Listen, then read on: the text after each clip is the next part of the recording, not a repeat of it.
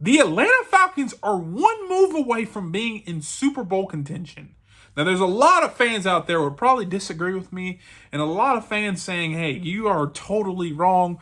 But as a Falcons fan, and all my Falcons fans out there, we're one move away. Now, this comes after the 38-20 win against the Carolina Panthers. A lot of people are saying the Carolina Panthers, they suck. They're 1-4, this, that, and the other. And you may be right.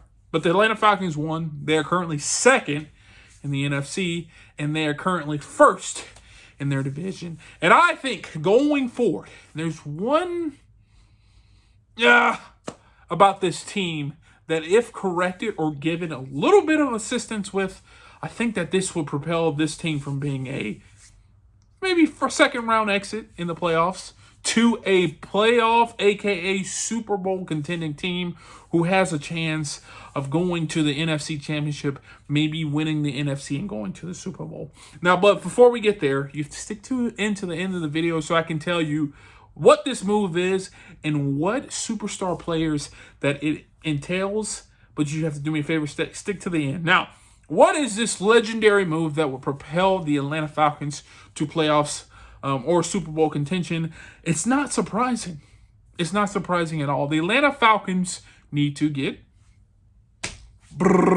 edge rush pressure. That's what we've been saying for the last 3-4 years. We went out and got Matthew Judon to help with this, still not getting there completely. And I think there are some potential options out there in the NFL that will help with this. Now, taking 2 steps back, I do think there's a little bit of scheme with the Falcons, which is kind of hindering their ability to get pass rushes and sacks.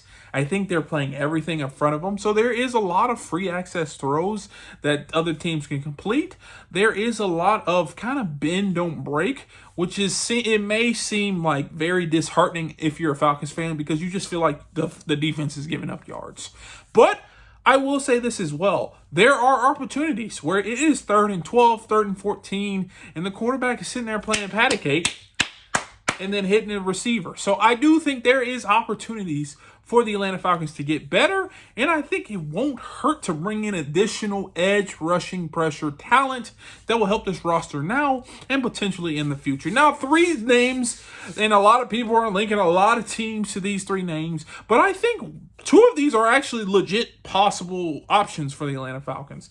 Number 1, we'll start with here.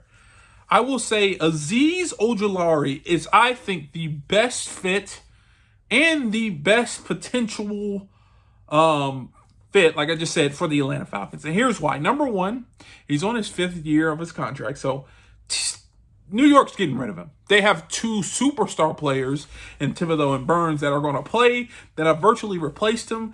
And Azeez Ojulari has shown he has that motor to still play. I think he had 2 sacks against the Cincinnati Bengals.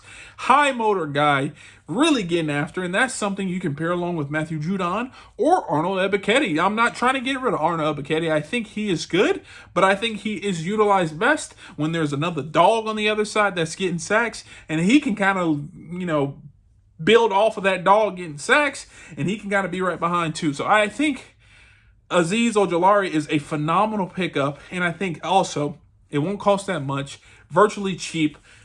He's on his 5th year of his contract. The Giants are probably not bringing him back, so they're going to say, hey, give me something. Whatever's best, we're going to take, and there we go. So option number 1, Azeez Ojulari, I think that is the best option. Well, I think it's the better of options. Option number 2, Jadeveon Clowney, and here's why.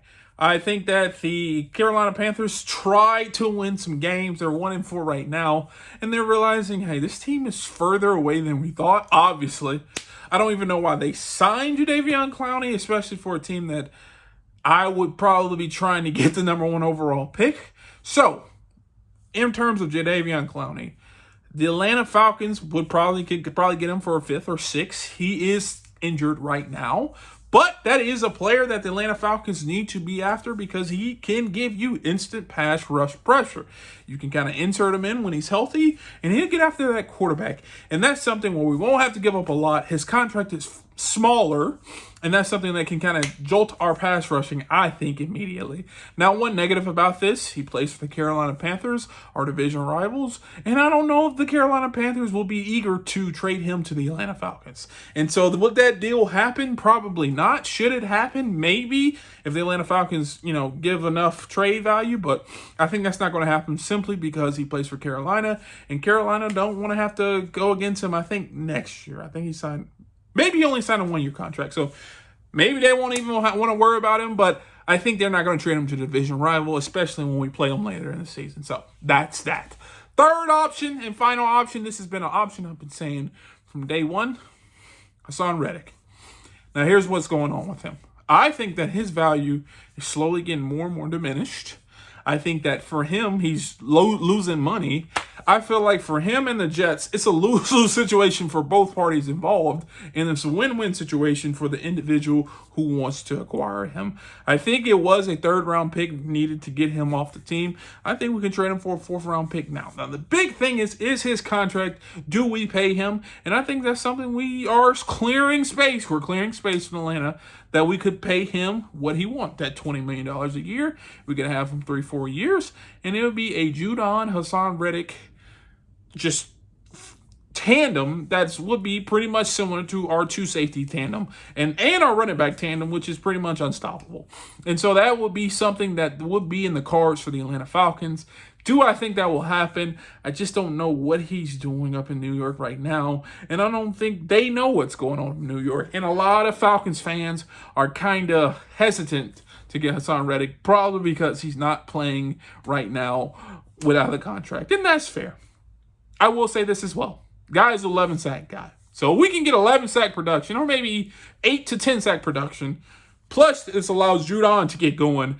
I think that is a recipe for success, and I think it should happen. Now, will it happen? Probably not, because that's a lot to give up for...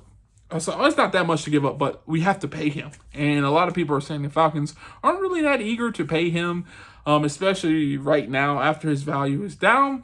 So that's probably not going to happen. But I think one scenario that's legit could happen, and it's very, very possible, is that Azeez Ojulari trade. We're not trading from a division rival, and he is a guy that I think we can plug in. He gets after it when he's healthy, which he's been healthy the last few games. And you can see the talent and what he can produce on the top end, but we just have to make it happen. Now, if you disagree or agree with me, let me know in the comments.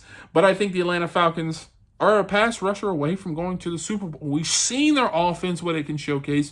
We're seeing what their back end in regards to their secondary can showcase. They have a good linebacker core. They have two guys who can play the run, and then you have Troy Anderson, who can play that tight end and play kind of a running quarterback. And their offensive line, elite. Running backs, elite. Receiving core, better than a lot of people thought they were. Quarterback, we just need Kirk to be Kirk. We're starting to put together pieces of an entire team that's really good.